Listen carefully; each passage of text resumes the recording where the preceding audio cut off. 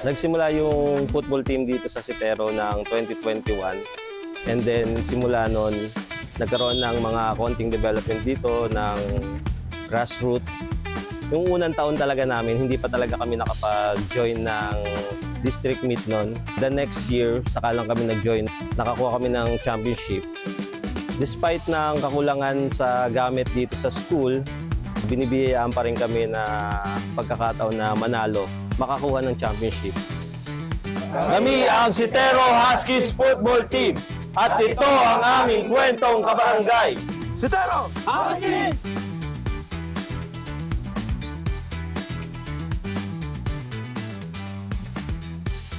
Ayan na nga, husay ng 3-peat! Grabe, 3-peat football champions! Mula po rito sa Valenzuela, ba ang Sitero Huskies Football Team! Good morning, si Romeo. Good morning po. Pakilala niyo naman sa akin ang mga katabi niyo, si Romeo.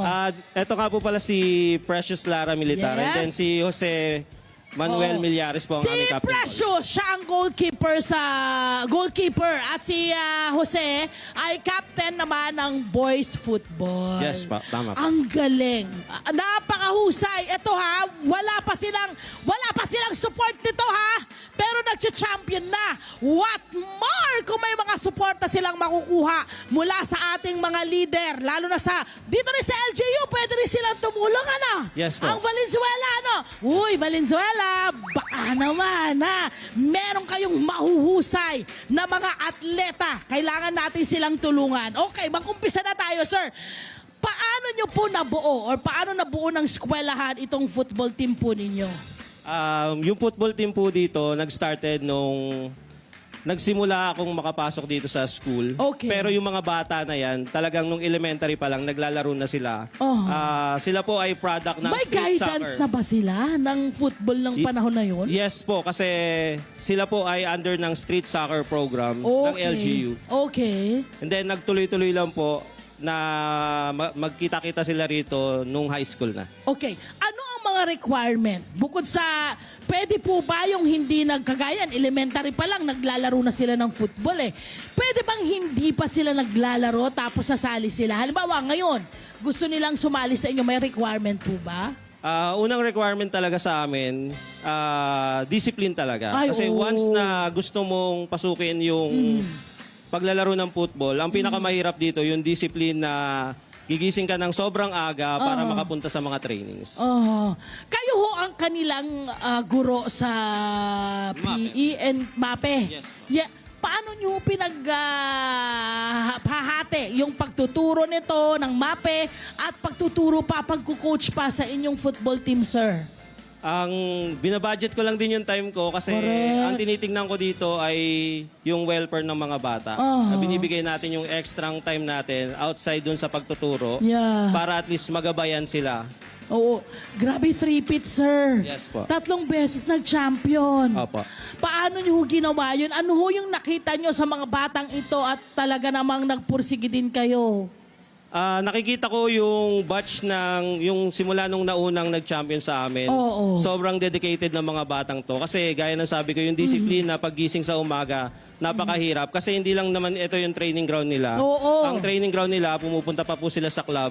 Gigising ng alas 4, kailangan alas 6 nasa Makati na sila, nasa Eastwood na sila. Para so maka-attend hindi ng lang club. sila rito naglalaro? Hindi lang po sila dito nagtitrain. Aba, eto nakausapan natin si Precious. Dahil ang pagkakaalam ko, may 12 babae sa team, sa football team. Tama Yes po ba? po. Sa babae po, ang team namin ay futsal. Yung po ay Futsal. naglalaro sa court. Okay. And then yung sa kalalakihan, ilan Football sila? naman po. 18 players po. 18. Ayan, Precious.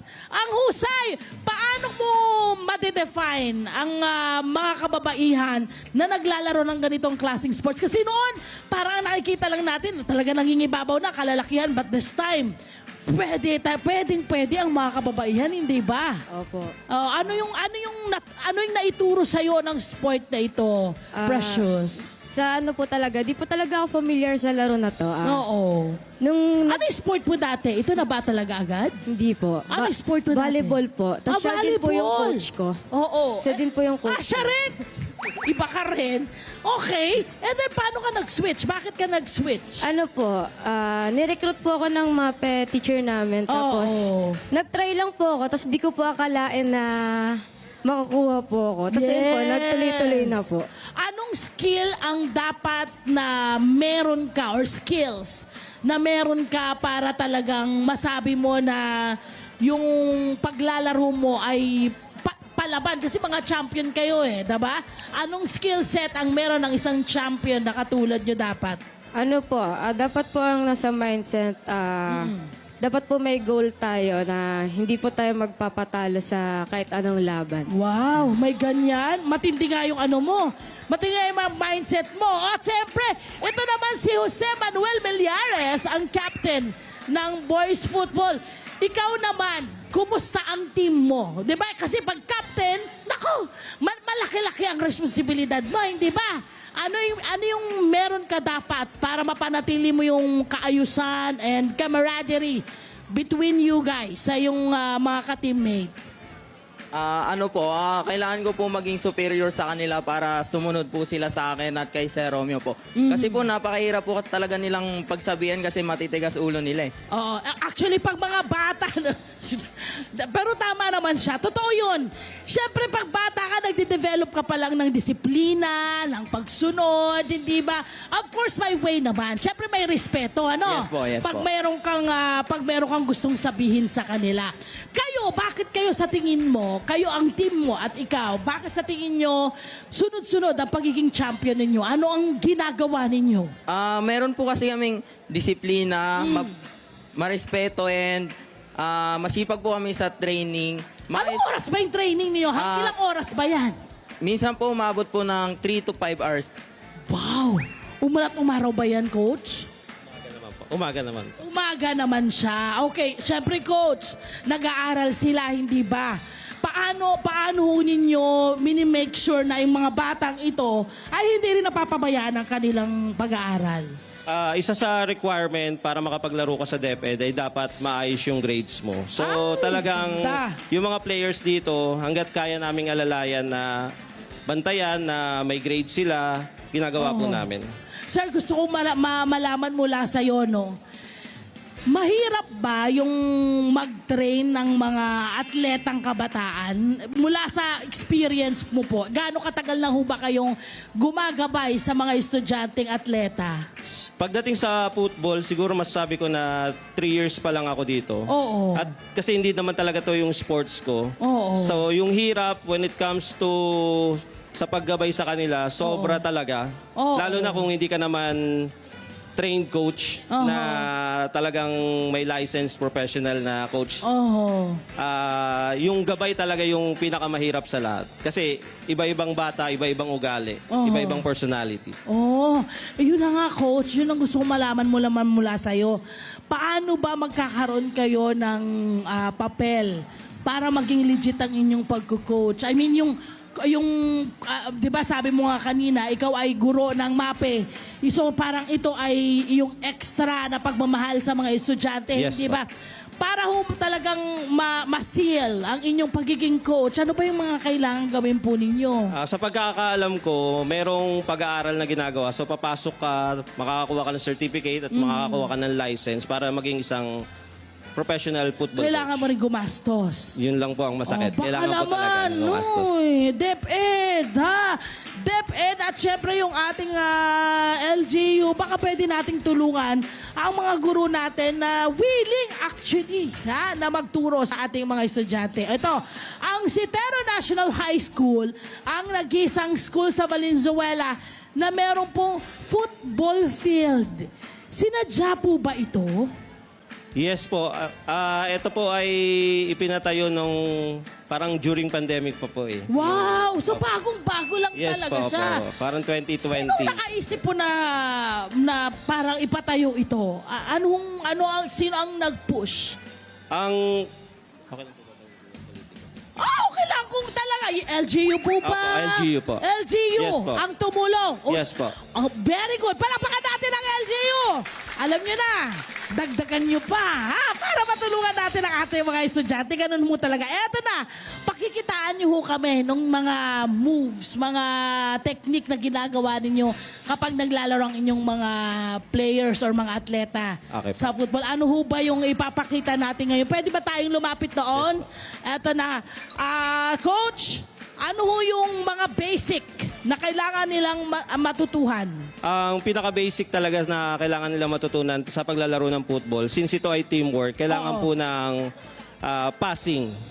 Passing. So sa passing po, dyan Pwede po ba talaga. natin mapakita, kids, kung paano ang passing? Pwede ba namin mapamakita ang passing? Ito po yung example po na ito ay rondo po ang ginagawa po nila dyan. Na meron pong taya sa gitna tapos nagpapasaan po yung mga players. Ayan, okay. Gaano katagal, coach, bago mo matutuhan yan? Kasi parang hindi rin siya ganun kadali. Parang may tama silang ginagawa sa Yes paa po. nila, no? Technically, kung pag-uusapan natin yung haba ng preparation, Oo. dapat kung gusto mo matuto ng skills na o ma-develop yung football skills mo, Oo. nag-start na dapat sila ng mga 5 years old. Ay, wow! Kasi sobrang hirap po talaga eh. Okay, bukod sa pinapakita natin ngayon, yung pasahan, ano ho yung susunod na kailangan merong skill ang isang football player? Dribbling skills po. Ano tawag? Dribbling po. Ano po yun? Ano po Ah. yun? Pwede ba natin ipakita ang dribbling, mga my loves? Si ano, Ayan. Ayan, pwede ba dribbling. natin makita ang dribbling? Opo, talagang kumain Lloyd, na ako. si Lloyd, Junel. Lloyd Junel! Pakita mo Go. nga, Lloyd Junel! Ayan, ayan. Pakita mo sa camera. Ayun, dun. Pakita mo rito. Dito mo pakita. Ayan, dyan sa kanya. Ayan. Wow.